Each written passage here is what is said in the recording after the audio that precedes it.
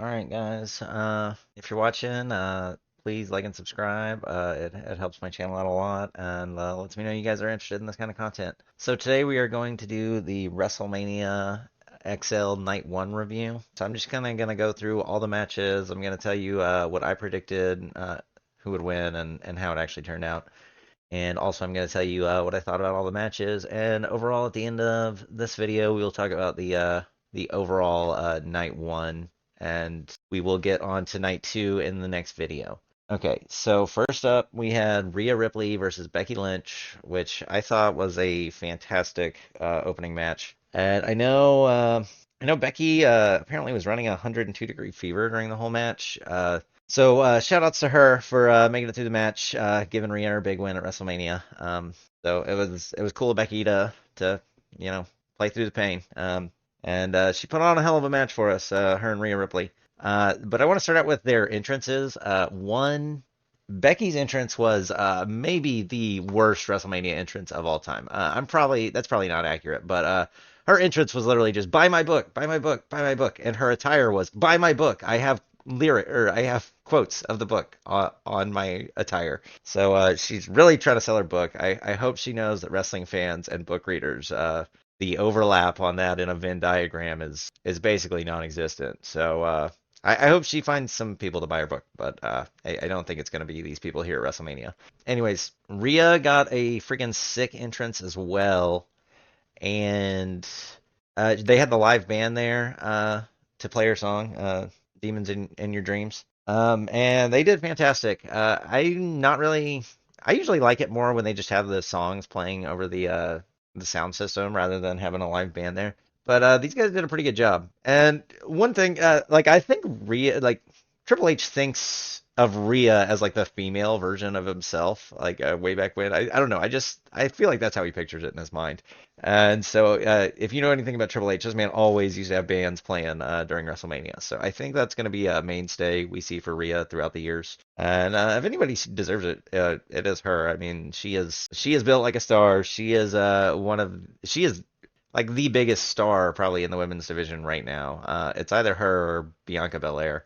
No shade on Becky. Like obviously Becky is the biggest women's star of all time. She was the first woman to main event a WrestleMania. But that being said, I don't want to say she's coming up on the end of the career, but she's definitely winding down. She doesn't have all that much time probably left in the WWE. I'm sure we still got a bunch of matches with her, but she's definitely slowing down now. But let's get into the match. Enough just talking about Rhea and Becky. So the match was really good. I mean, a bunch of back and forth. I just really enjoyed the match. Like if I were to give it like a star rating, I'd probably give it like a 4.5, 4 out of 5 stars. I obviously thought Rhea was winning. I can't believe anybody walked into this pay-per-view thinking Becky would actually win. But you never really know how it's going to play out. We all have our ideas of how a wrestling match is going to play out, and then once you get there, you never really know. But I thought it was a fantastic match. The finish was great.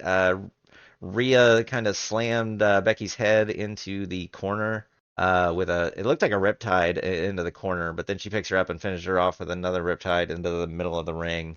And Rhea gets another WrestleMania moment on a four horsewoman. So who's up next?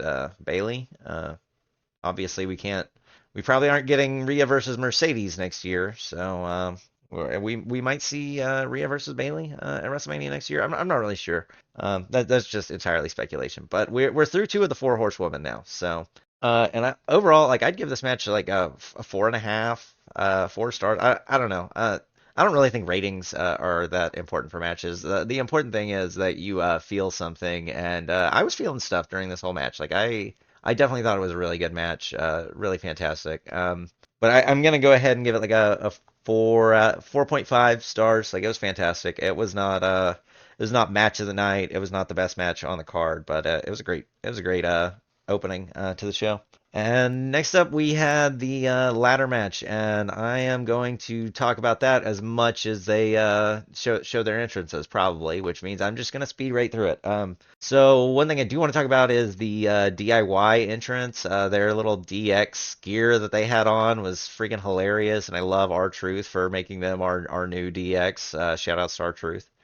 But yeah, I really thought the tag match went really well. I know not everybody was happy about R-Truth really being in there. I don't know why. I mean, if you don't like R-Truth, I really don't get you. I don't understand it because this man's fucking hilarious. Is he the best wrestler? No, but he's entertaining as hell, and man deserves a WrestleMania moment, and he got one here today. So R-Truth. Well, let's start out with the first set of winners. The SmackDown Tag Team Champion winners were A-Town Down Under, which is Austin Theory and Grayson Waller. Which I predicted that they would win the SmackDown tag titles, only because they were the only team actually from SmackDown on in the match. So that's why I predicted them, and that is, I think, the only reason they actually won the title. But it doesn't really matter. We need to get the titles off of the Judgment Day, so A-Town Down Under is better than them, and we'll see how they perform as a tag team. But I think we're gonna move some other. We've already seen the New Catch Republic over on SmackDown, so I think we're gonna see some other teams maybe moving over to SmackDown, and we'll see how they defend that title and who they defend it against. But for the Raw Tag Team Champions, your new tag team champions are Awesome Truth. So our Truth was able to get the titles down and get him and Miz the win, which I think Miz has had like a couple of WrestleMania moments. I mean, obviously he won the main event of WrestleMania 27, which we all want to forget. But our Truth has never had a WrestleMania moment. I mean, I can't think of a single time this guy has I mean, I can't really think of any matches he's been on WrestleMania, let alone matches he's won. So I thought it was really cool to see him get his WrestleMania moment here. You know, everybody wants their favorites to get WrestleMania moments, but most people's favorites aren't that old. They still have plenty of WrestleMania attempts to come. Our Truth is he's on the last legs of his career. I mean, he doesn't have a whole lot longer that he will be wrestling. So it's great to see him get a WrestleMania moment, and the crowd's so hot for him right now. I mean, our Truth has really gotten the people going over the last few weeks or last few months, really. Ever since he started messing around with the Judgment Day, it's just been fantastic. And another thing I really want to talk about in the match, real quick.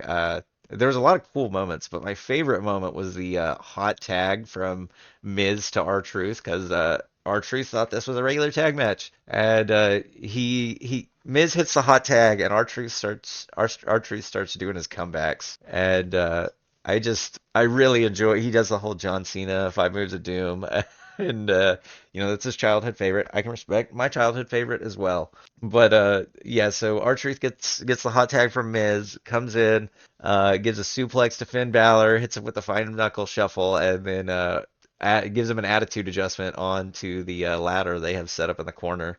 And yeah, I think that was probably the best moment of the match for me. But overall, I thought it was a really good match. I mean, it definitely it kept moving the whole time. There was a lot of action going on throughout the whole match. It stayed interesting. There was never a moment where you're like, oh my gosh, can this just be over yet? Which when you have an 8-man tag match or what is it, an 8-team tag match? Yeah, there's gonna be some. Or no, I guess it was a 6-team tag match. It was a 6-team tag match. But either way, there's a lot of potential for that. A lot of potential for that to go awry, and we didn't see that. So I was happy about that. And up next, oh wait, let me give the star rating. For the star rating, I'd give this like honestly, I thought this was more fun than Becky and Rhea's match. To be real. But I think I don't know because I gave Becky and Rhea's match 4.5 stars, so that would mean that this one probably needs to be 4.5 stars. I don't really think this one deserves 4.5 stars though. I think it really like deserves like 4. So maybe Becky and Rhea's match is really only a 4-star match, and this one's also a 4-star match. I don't think it matters though. I think they're both really good matches. I don't. I think you're missing the point here if you're debating a half a star ranking. So this match was great. It kept the show rolling along, and yeah, I guessed R-Truth and Miz would win the Raw tag titles, and I guessed that A-Town Down Under would win the SmackDown tag titles. So at this point in the pay-per-view, I was 3 for 3. But we have a pretty big losing streak coming up in these next few matches because there were some things that happened on SmackDown. I didn't watch SmackDown the Friday before WrestleMania. I didn't have time. So there were some changes made to the card that I was not aware of by the time I'd released my WrestleMania prediction video. Um, and one of the changes was that Dragon Lee was out for the tag match and Andrade was in. So Andrade teamed with Ray against Dom and Santos Escobar. And as soon as I heard that Andrade was in the match, I was like, oh, so my prediction is wrong because Andrade and Ray are going to win. And that is exactly how it went down. Andrade and Ray got the win. Granted, it was through shenanigans. So what happened here was we see two huge luchadors come out of the crowd, and who are these luchadors other than none other than Lane Johnson and Jason Kelsey. Yeah, Lane Johnson and Jason Kelsey from the Eagles. If you don't know the Eagles, it's an NFL team. It's their offensive tackle and their center. Granted, I think Jason Kelsey is retired, but that's not really important right now. But yeah, so they come out and help get the win on Dom and Santos Escobar, and Andrade and Ray had a lot of cool moments. I think my favorite spot from the match though was Andrade. There's a moment where Dom and Santos are outside the ring, and Ray is on the apron, and Ray's on the apron by the corner, and Andrade goes and climbs up on his shoulders, and they do Ray jumps off the apron with Andrade on his shoulders, and they do like a double crossbody. Like it's really hard to describe without you guys like actually seeing it. And I'll try to include a picture of that on the screen, but I don't know if I'm going to be able to get one. But I don't know. It was a really cool spot. I really enjoyed it. I haven't seen anything like that before. Maybe it's been done before, but not to my memory. So I thought that was a really cool spot. And overall, I thought it was a decent match. Like I did. This is definitely the worst match of the night so far. I'm not a big fan of interferences. I mean, I don't really mind them, and I think if they've got a place in the story, that's fine. This one to me didn't really feel like a storyline thing. It really felt like a let's pop Philly with a one of their linemen and a center. And everybody loves Jason Kelsey. I don't know a single person that doesn't like Jason Kelsey. So I get it. Also, Boomer Sooner. Shout out Lane Johnson. Um, but at the end of the day, this doesn't really feel all that story related. But I do think that the LWO and Legado del Fantasma have a storyline. Like I think of all the matches, this one is the start of a storyline, and I think. The storyline is about Dom moving away from the Judgment Day and focusing maybe on Legado del Fantasma. Definitely, it's going to feature a rivalry between Andrade and Dom, and I can't wait for that. Although I think really what's going to end up happening there is maybe a double face, a double turn, like turning Andrade heel and maybe trying to turn Dom face. That is all pure speculation though, so it might not happen. But either way, I see this as the start of their storyline. So the interference plays into that in that we didn't get a clean finish. So we might need to run this match back, or maybe we need a different variation of these competitors going at it again. But either way, it was a decent match, not a good match, or not a great match. It was a good match, but not a great match. And I'd give it like 3 stars. I predicted Dom and Santos would win, but it was Ray and Andrade. But I will say during the live stream of WrestleMania, I called it as soon as they walked out. As soon as I realized that Dragon Lee was no longer in the match, I knew that Dom and Santos were going to be losing. So I saw it coming once I actually knew the full circumstances of the match. I didn't know there was going to be interference from two ginormous fucking luchadors. But I did know that Andrade was going to pull it off. But my predictions were all based off of the predictions video I did on YouTube the other day. So I didn't let myself change any of my actual official predictions from that video. So my record from the night is based on what I said in that video, not what I said in the live stream. Also, if you are interested in joining us for a live stream, yeah, we kind of hang out during the pay-per-views and predict the matches. If you're interested in that, you can join me on Twitch or YouTube. It doesn't really matter. I live stream to both, so whichever one you prefer. Twitch chat is usually a little bit more lively. YouTube's kind of there if that's more convenient for you. But we do match predictions. We talk about the matches, just all of that. And so if you are interested, I like to give out like a little something something to whoever won the predictions for the night. So if that sounds kind of fun to you, maybe check out my live streams or check me out on Twitch. Definitely join the Discord. That's probably the easiest way to find out. But basically, a if we're doing a PLE, then we will do predictions live stream, and I will be live during the whole PVV, and we'll just kind of talk about like Backlash is coming up. We'll talk about Backlash. We'll make our predictions for each match. The only rule on the predictions is that you have to make your prediction before the match starts, and it's got to be on my Discord or in my Twitch chat so I can find it easy. If it's somewhere else, it doesn't count. I'm not you're not gonna win the predictions if you're not in the Twitch chat or the Discord. But if you are on YouTube, I will put your YouTube comment on the Twitch chat. So if you want to do it from YouTube, that's fine too. I will take that information. It's just you have to have it somewhere that I can see you made the prediction before the match started. Yeah. So anyways, if that interests you, go check out my other stuff. I'll probably link my Discord somewhere in the video, but those links don't last for a long time. So if you want one, just comment on my video, and I will get you a link to the Discord. Any video, it doesn't really matter. Um, okay, yeah, let's move on to the next match. So overall, I thought I'd give like 3 stars to Dom, Santos, and Rey and Andrade. I thought it was an okay match. The spots were good, but wasn't that fantastic. But overall, a pretty decent little in between match. Yeah, so let's move on to the next match, which would be Jimmy versus Jey, which I think is probably everybody's most disappointing match coming out on night one. Which I say disappointing. I enjoyed the match. Like I didn't love it. I didn't hate it. And I kind of like the story being told here. You know, it's two brothers. They're on completely equal playing grounds. But I really thought the bloodline would play into it more, and we didn't really see that. I really thought the bloodline was going to have a bigger presence on WrestleMania, but they really didn't. I thought that was kind of weird. I probably would have made if I was booking the show, which I'm glad I didn't. Triple H did a fantastic job. Don't sit here saying me fantasy book.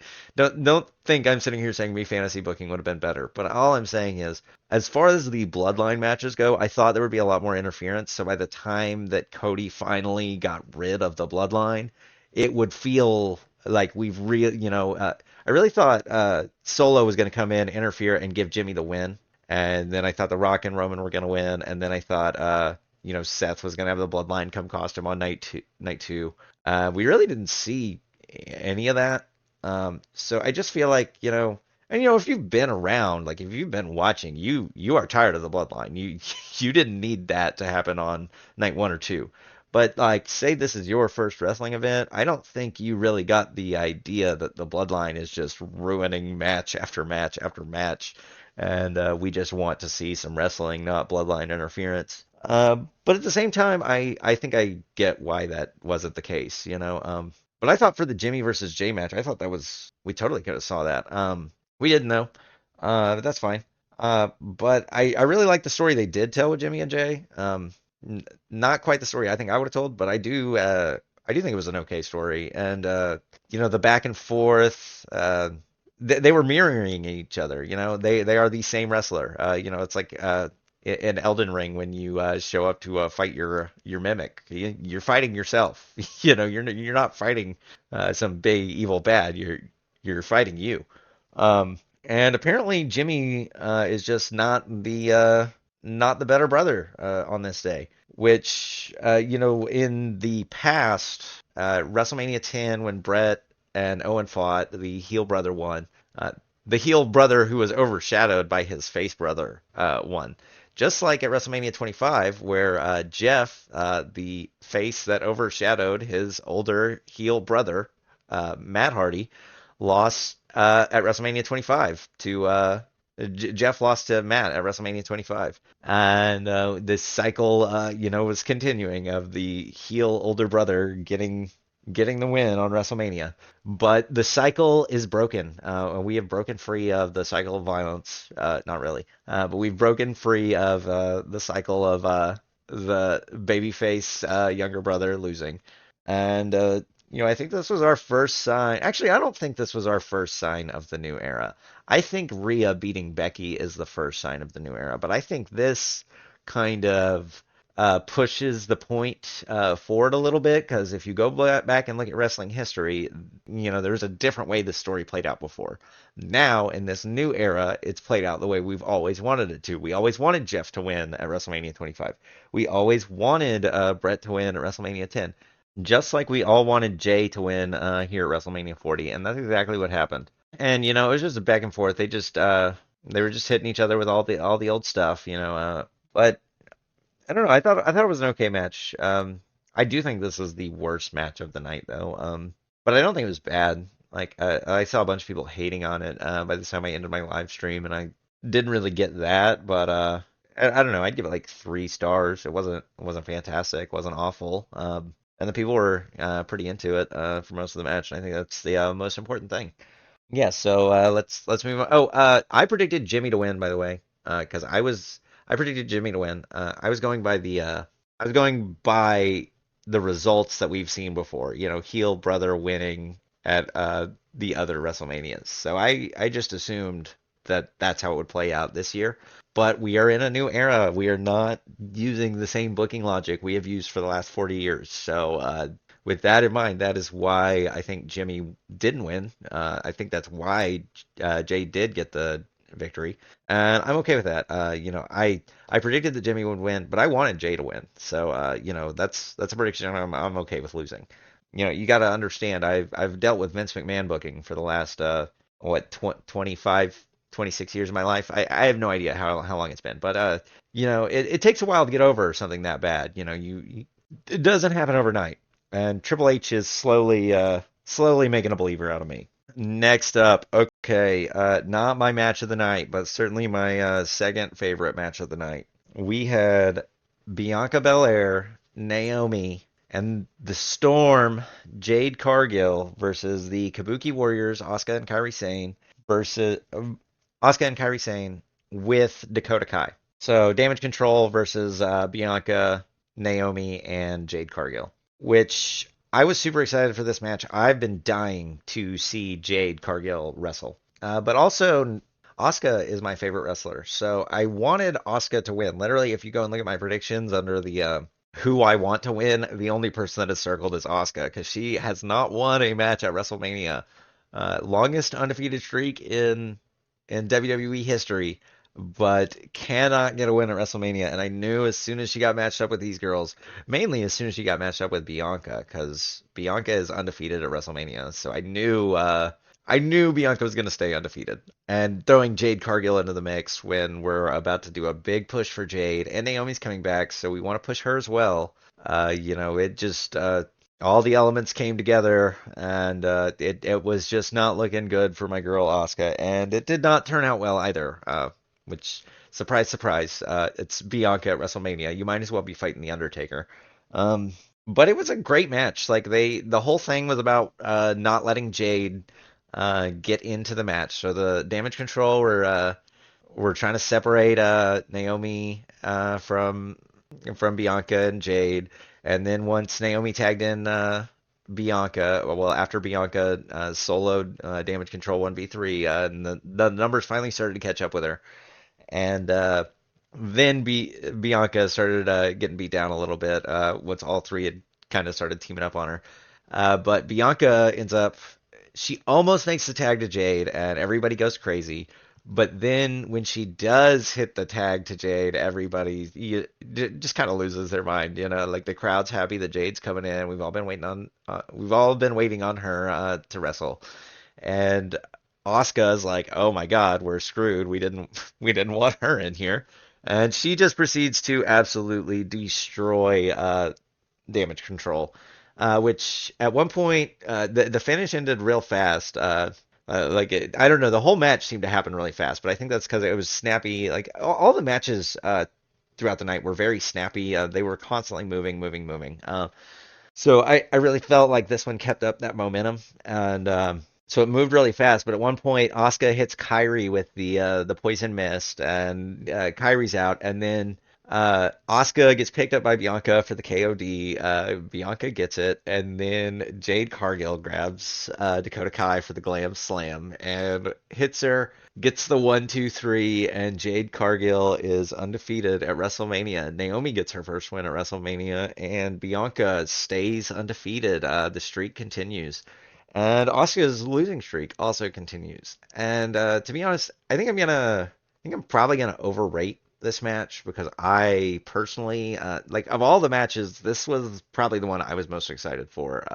Other than Cody and Roman. Obviously, I was most excited for Cody versus Roman, and this was probably my second most anticipated match on the whole WrestleMania card. And I thought it delivered. I don't think it was like a 5-star match. I don't think it like an instant classic, but I do think it was a really good match, and I do think it kept up the energy really well. And I give it like 4 stars. I thought it was really good. It's a match I'll go back and watch again and enjoy. It's not one that I'm gonna be like, oh guys, you haven't seen the 3-on-3 tag match from WrestleMania. I don't think it's like that good, but I do think it was a really great match, and definitely kept the momentum going throughout the show.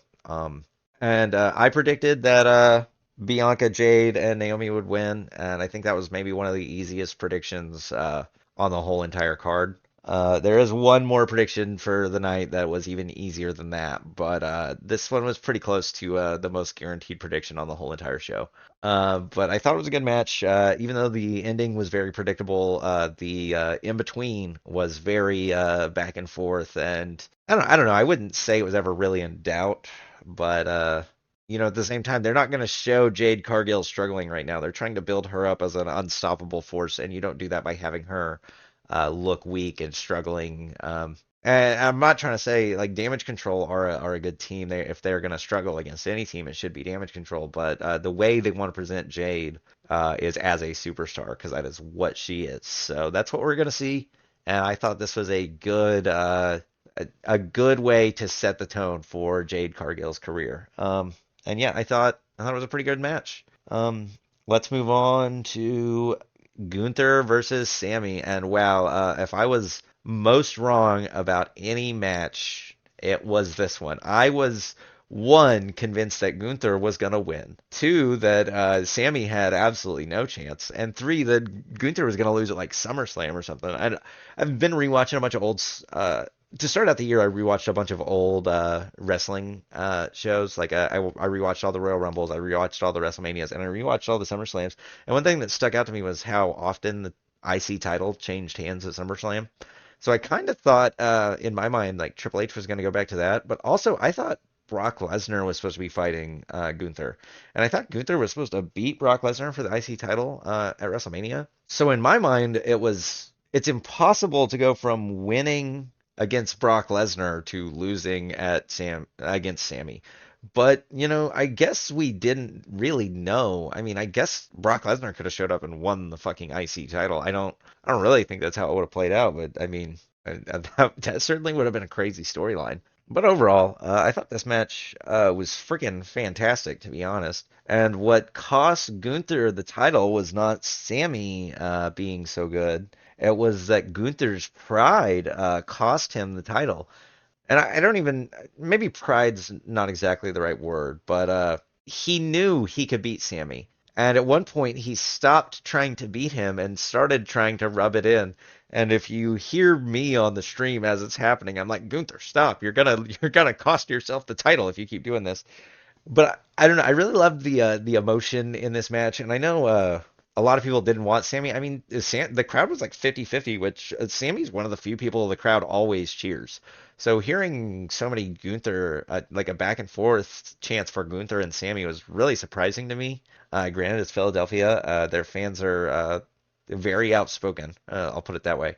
So you never know how they're going to react to anything. And I know there's been a little bit of backlash to Sami, one being the one to dethrone Gunther, and two, some people are upset that he took Chad Gable's spot. But to be honest, I think Sami is at a point in his career where an IC title will do some things for him, and then when he hands it off to somebody else, it will do things for that next person. Which who knows? That might be Chad Gable.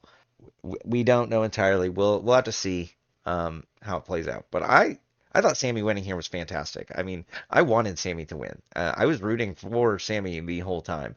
I thought Gunther was going to win. Just going into this match, I thought there was zero possibility that Sami won. So I was like, they're just going to make a match to make me believe that Sami can win without actually letting him win. So that's why it was such a big shock to me that Sami did actually win, and I thought it was a fantastic surprise. Because one thing I really complained about with Elimination Chamber was how predictable everything was at Elimination Chamber. You knew going into every single match at Elimination Chamber exactly who was going to win, and there was no surprises, no switch ups. And here we saw some surprises at WrestleMania, which is what you need to see. This this show isn't fun if you can predict every single thing that's going to happen. I'm glad I got some predictions wrong. There's some that I would have tweaked along the way. For example, the Andrade Ray match, but there was no tweaking this prediction. I was 100% positive that Gunther was winning. So I thought it was a fantastic surprise for Sami to win.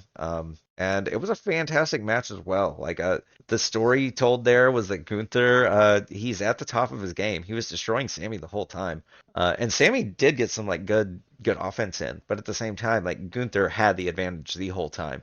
And it was just the unwillingness to actually finish Sami off and start to show off and talk trash to Sami's wife. And I also feel like this is a big payoff for if you watched Fastlane last year and you saw Sami with his wife versus Roman Reigns.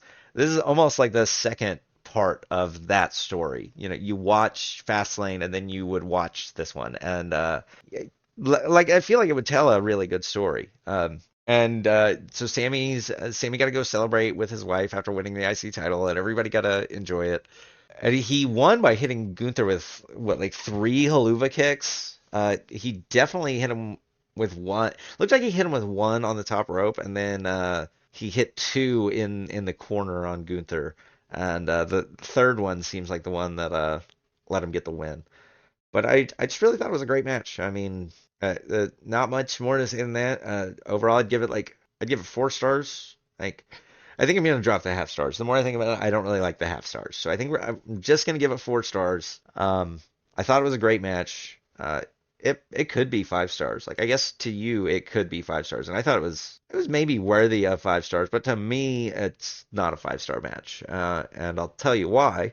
Because coming up next, we do have the only match that I would consider maybe a 5 star match from the night, and people are going to disagree with me on this because I think people are going to watch it and they're going to have some problems with some areas. But to me, I didn't have any problems with anything. Oh, one, yeah, no, we're good. But the final match of the night was to me the best match of the night. Um, and there's a reason why. It's because it was the match that people were the most into. The matches I love the most are the ones where the crowds are bought in. And even more importantly than that, the crowd's not just bought in. They're being told a story. They're being taken on a ride and a journey. And the story coming into this was, will the crowd be behind Seth and Cody? So going in, the story was, will the crowd stay behind Seth and Cody? Which I was 100% positive that the people would turn on Cody and Seth and cheer for The Rock. I didn't think they were going to cheer for Roman, but I thought they would cheer for The Rock. So what Triple H did is he separated Cody from The Rock for the whole entire match. He separated The Rock from Cody for the whole entire match and basically didn't really let them interact. And there was a sequence, they started off as a regular tag team match, but it quickly broke down. Before it broke down, though, there's one moment I really do want to talk about. So Seth is in the ring with The Rock, and I can't exactly remember the exact exchange, but they had a little exchange of small offense. And then Rollins he out wrestles The Rock, is what he does. Rollins out wrestles The Rock, and he kind of throws The Rock back into the ropes, and then he throws his hands up, and he gets the whole crowd singing along with him mid match. And The Rock is taking it all in. He's looking around, and he game respects game. You know what I mean? He can appreciate the fact that Seth one just got the drop on him. He out wrestled him, but then he's immediately able to command the crowd to sing his song. It sounded like a pop to me, but it was really impressive to see Seth command that kind of attention when you're up against arguably the biggest star in WWE history. I mean, it's between The Rock, Stone Cold, John Cena, and Hulk Hogan. So if you're in the ring with one of the, and really, John Cena is not as loved by the WWE fan base as he will be. One day he will be once his fans are nostalgia age. But right now, The Rock, Hulk Hogan, and Stone Cold, maybe The Undertaker, nobody can touch those guys. The fans will always respond when they come back because those guys built they built the WWE. I mean, we're standing. All these wrestlers now are standing on the platform that The Rock and Stone Cold and Hulk Hogan built. So it's really impressive when one of these new guys can go face to face with Stone Cold or The Rock or Hulk Hogan or whoever. But in this case, it was Seth Rollins and The Rock. It's really impressive that Seth was able to get that crowd on his side, and that's what Triple H leaned on. He didn't want to risk Cody getting turned on. So what he did was he stuck Cody with Roman, and he knew the crowd would boo Roman. The only thing he was worried about was The Rock. And he let Seth go up against The Rock. And Seth was able to turn The Rock heel. I mean, literally throughout the match, they started out on The Rock's side. The fans were on The Rock's side. But throughout the match, and one thing, the splitting up Cody and Roman and Seth in Rock into the different little like outside fights. I thought that was genius because one, it confused the crowd, and maybe people won't like that because it was kind of hard to keep up with what was going on in the match. But I think that was all intentional. There was so much going on. It was really hard to focus. It was really hard to pay attention to anything, and it was just kind of hard to keep track of it all. But by the time they ended up getting back into the ring, they'd kind of worked the crowd enough that they were a little bit more on Cody and Seth's side. And also, you got to remember when The Rock first came out, everybody just wants to see The Rock do his moves. But after the split, I think the crowd really set in. Okay, yeah, we've seen The Rock. He came out. He did his moves, and now we can move on. Now we can enjoy the match. Now we can go back to we're on Team Cody and Seth. We're not gonna cheer The Rock when he does his moves, even though if he does a spine buster, there's gonna be a pop. If he does a rock bottom, there's gonna be a pop, and if he does a people's elbow, there's probably gonna be a pop. But at the same time, overall, whenever The Rock was doing his stuff, he was getting booed by the end. Which going in, he was not. I mean, you can go back and watch any of this Raw and SmackDown build up to WrestleMania, and they do boo The Rock, but it's only after the initial cheer. Because at the end of the day, these people wanted to cheer The Rock. So if you had given them a reason to, they would have gone all in on The Rock if this match had not gone down the way it did. So that's why I thought this match was so good. Like if you can manage to turn the biggest star in the company heel when the people don't really want him to be a heel, I think that's fantastic. And the match was fucking crazy as well. Like it's not even just the crowd, The match was literally freaking insane from like start to finish. It goes balls to the wall immediately. And the one part I really want to talk about though is at one point Rock clears off these tables, setting up Cody for a rock bottom. But then Seth comes and grabs his leg, and Rock kicks him off. But Cody's able to get the reverse in that time. Rock bottoms the Rock through the other table, and Seth is like falling backwards and gets speared through the barricade. And dude, after that, all hell is just broken loose. And Seth is like dead outside the ring.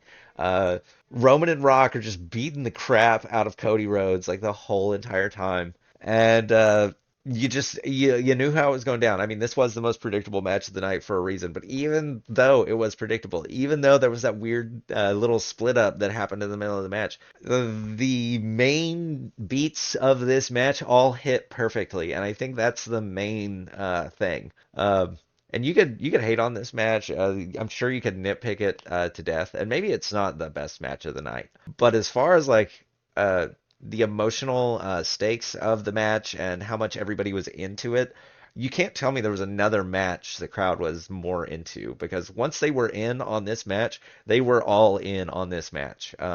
And I know some other people were complaining that the crowd was kind of dead on night one, but one, it was cold. Two, it was there's just a bunch of different factors. It's an open stadium. It's hard to be loud. But three, the main thing is everybody is waiting on the Cody versus Roman one-on-one match. That's what everybody is waiting to explode on. And you heard that on night two. But on night one, I heard some people complaining about the crowd, and I just want to say I think the crowd did a fantastic job. I hope you guys enjoyed the show, Philly, because I loved the freaking show. I thought it was overall. I thought it was night one. I would give like 5 stars total. I thought it was fantastic. The only match that I thought was like bad, which I don't even think it was bad. I just think it was kind of mid, was Jimmy versus Jey. But I don't think we're done with that match. Like I think we're gonna see more Jimmy versus Jey down the line. I don't know where. I don't know when. But to me, that story is not completely finished. Maybe it is. And if this is the only match between Jimmy and Jey, I do think that this will age worse. But overall, that match was not bad enough to bring down the whole entire show. And the other matches were all great enough that it elevated the whole entire show. So overall, for night one of WrestleMania, I would give it a 5 out of 5. I mean, it was freaking fantastic. Just the whole show from start to finish kept you entertained. And for a 4 hour long show, that's pretty difficult. Most things can't keep my attention for 4 hours. Granted, I like wrestling, so I was all in, and I wanted to see Cody. Mon team finish the story, and but I've just been enjoying. I've been really enjoying everything wrestling's been doing lately. It all started for me. The CM Punk comeback got me back into wrestling a little bit when he joined AEW and had his little MJF feud. But then what really got me back into WWE and wrestling was the Sami Zayn storyline with the Bloodline. That's like some of my favorite work WWE has ever done was all the Sami and Bloodline stuff. And I'm so glad I got back into it when I did because now I've gotten to rewatch. I've gotten to watch this whole year as a way bigger fan than I kind of go back and forth on my WWE. Sometimes it's good and I don't really want to watch, or I want to watch it, and sometimes it's bad and I don't really want to watch it. But right now it's on freaking fire, and I can't take my eyes off of the WWE right now. Like I just have to. I'm watching Raw, I'm watching SmackDown, bro. I couldn't tell you the last time I sat down and watched a full episode of Raw. It was probably like 2008. Usually I'll just watch the YouTube clips or something. But right now, I would tell you do not be watching YouTube clips. Find a way to watch Raw. Find a way to watch SmackDown. If you need help finding a way, I wish I could. I wish I could be more proactive in helping you, but all I will say is sail the high seas if you need to, because it's on fire, and I want people to be talking about wrestling. And to be honest, the more people talking about wrestling, the better. And WWE's on fire right now. They don't need my help. They don't need me boosting them up. They don't need my gas. And I'm sorry if you think I'm just glazing the WWE. It's really not what this is supposed to do. This is just a review of the show, and I just thought it was a fucking fantastic pay-per-view. So I'd give night one 5 out of 5. I thought night one was better than night two. So I'd give this one a 5 out of 5. I'm not sure about my total overall. You'll have to see my night two review, which hopefully I can post these both kind of quick together. My internet's been down, so I haven't been able to work on any videos lately. But I think it's not fixed yet, but it's in a position where I think I can work on videos now. So yeah, I'm gonna try to get night two and night one done pretty quick and get them on my YouTube as soon as possible. If you enjoyed this video, please like, subscribe, comment what you thought of WrestleMania Night 1. And if you're interested in joining my Discord or my YouTube channel or my Twitch, feel free. The whole thing is about me sharing things I love with other people who love the things that I also love. I just want people to talk about this stuff with. So if that sounds interesting to you, definitely check me out. Definitely though, if you can join the Discord. The Discord is where I send out updates all the time. Like my internet's been down, so I haven't been able to live stream. So I've been trying to keep everybody updated on there. I know I should probably do that on YouTube as well, but I don't really want to make a whole post just to tell you guys my internet's down. But yeah, once again, thank you guys for watching. If you're interested in doing predictions in the future, definitely join the Discord or just come to Twitch or YouTube during any of the any PLE. I think we're going to be doing predictions and hangout streams for. So I had a really fun time this last week.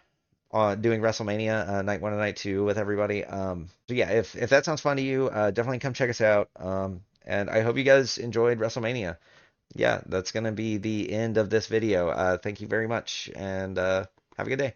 The final boss engaged. Fire. Holy shit, he gets fire.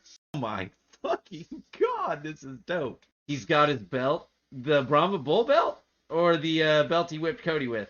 Oh no, he's got the Brahma Bull belt. He's got his own fucking belt. What a fucking, what a jackass. What a fucking loser. Hey guys, I don't have an actual championship, so I thought I'd just roll up with this one I had made. The ultimate fucking participation trophy. Oh my god, but the people are just fucking eating it up, man. It doesn't even matter. You fucking traitors. Anyone who boos Cody and cheers for The Rock is a traitor.